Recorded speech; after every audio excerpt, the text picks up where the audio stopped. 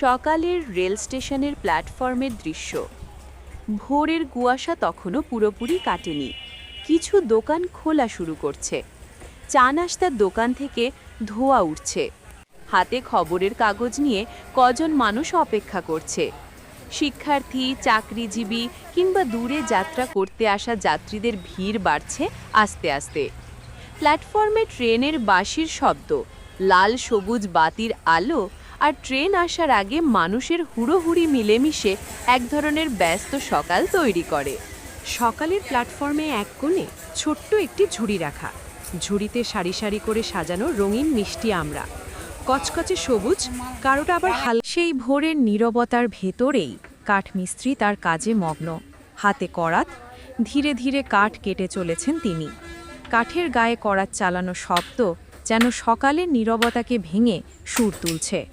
লোকজন ট্রেনের জন্য অপেক্ষা করছে। কেউ খবরের কাগজ পড়ছে, কেউ বা চা খাচ্ছে।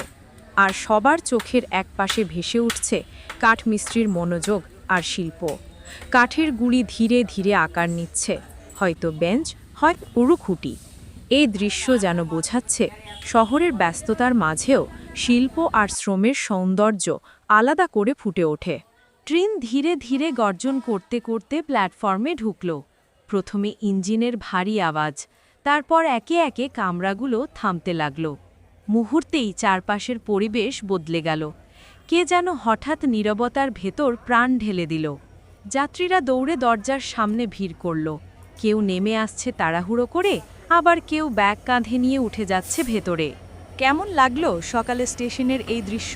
যদি ভালো লেগে থাকে তাহলে অবশ্যই চ্যানেলটি সাবস্ক্রাইব করুন আর পেজটি ফলো করুন।